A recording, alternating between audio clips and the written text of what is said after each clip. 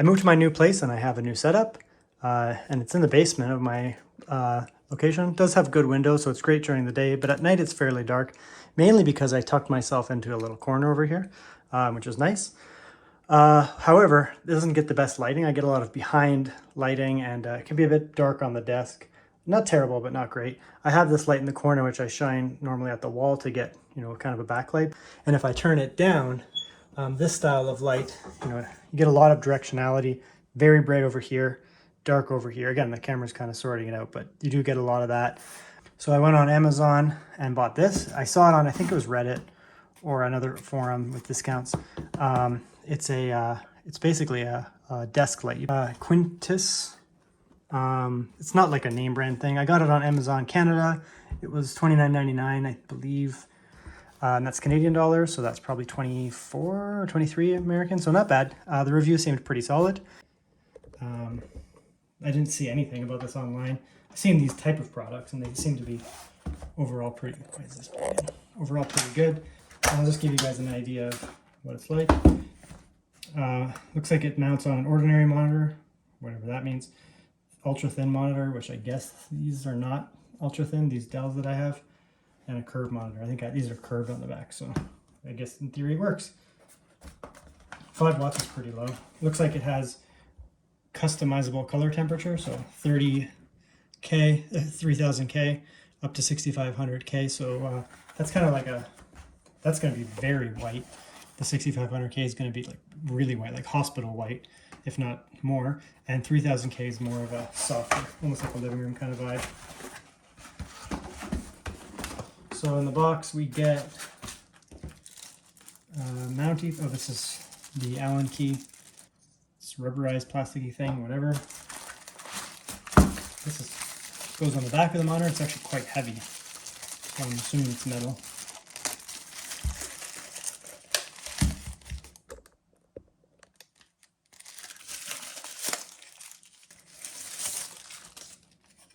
Okay, so there's this. This is like basically a weight that'll sit on the back of your monitor. That rubber part will prevent it from getting scratched, I guess. I'm assuming that'll pinch on. Don't know what this thing is.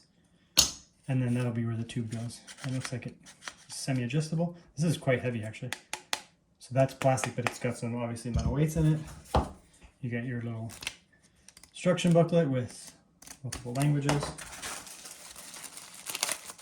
This I'm assuming is power, which will probably be too short, but we'll see. So USB-C to USB Type A. It's probably fine for like basic power, but probably not good for data. Braided cable, the quality seems nice. Seems like a pretty good cable overall. So I guess for like slow charging or whatever, it'd be fine. And this is the light. So pretty thin. I didn't know what to anticipate, but I thought it would be a little bit bigger. Alright, so it looks like it has some buttons on it. There's where the that's where the power goes in. Gets the color temperature button, I guess. Doesn't seem like it's a press button, so it might be like capacitive. It's rubberized though, that's weird. Whatever. Power light, I'm assuming, on and off. Oh, that's on and off there. I don't know what that is. Maybe the brightness, the intensity, and I have no idea what that is. No clue. So let's, oh, it smells weird. Yeah, the plastic thing in there smells almost like Halloween costume or something, that cheap kind of plasticky crap.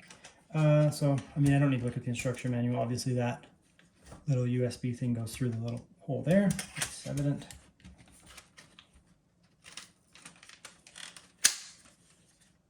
There we go, that's lined up. So, how long is this cable? It looks like it's quite long. So this might be like a 7 or 8 foot cable actually. Get that on there. So it's adjustable, as I said. Adjust it. Oh, it just fits, barely fits. Pinches, not too much so. So I'm gonna actually get it dead center, and there we go. So that looks pretty slick. It's a little bit distracting, but it's just because I'm not used to it. So I'm sure that after a little bit I'll get used to it. This is a 27-inch monitor for context. So it looks like it would fit totally fine on a 24-inch, almost perfectly, just a bit smaller than the 27. I might actually shift it over and put my webcam just beside it. Tower, oh, right away it's on. Okay, so that's on, shows the adjust on my screen immediately. So this button here makes it fairly blue. The iPhone may not distinguish that, but that's very blue. That's quite yellow, so that's 3000K, I guess. Seems like it might actually be a little bit warmer than that even, maybe like 27 or, but that's blue, white, very white. So it looks like there's 4 stages. 1, 2, 3, 4. So I guess 3000K, probably 4000, 5-ish, 6-ish is what I would say. Brightness, very bright, extremely bright, horrendously bright, and dim. It's there, and it's not really, the light is doing nothing. This is with my overhead light on. Turn it up.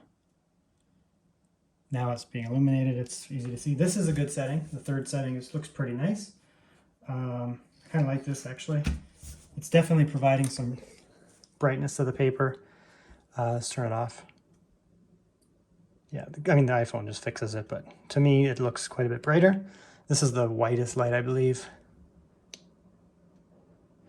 That's pretty bright, and that's off, so yeah, it's good. It definitely adds some brightness. The iPhone doesn't really pick up. It's not doing it justice. It always overcorrects, but for me, it's pretty bright. So actually, it's quite nice. The white light looks really good for like papers and things like that.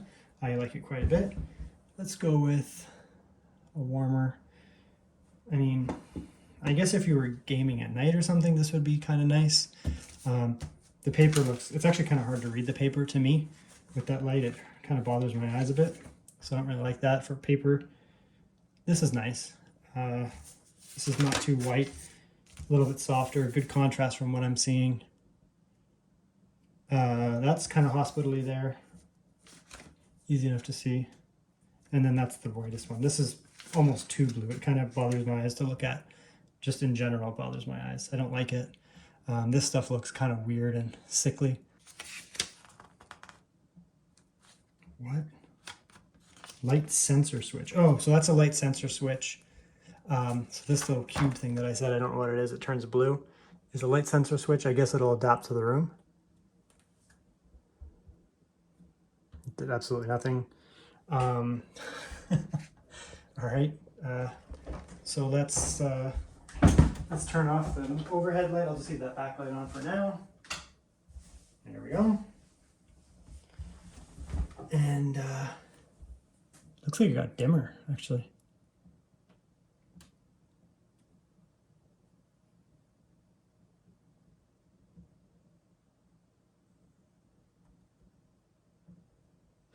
Yep. Okay, so that's the second setting, fairly bright.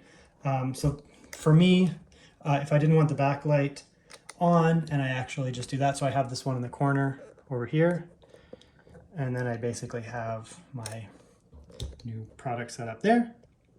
This is actually pretty nice, to be honest. It illuminates the keyboard quite a bit.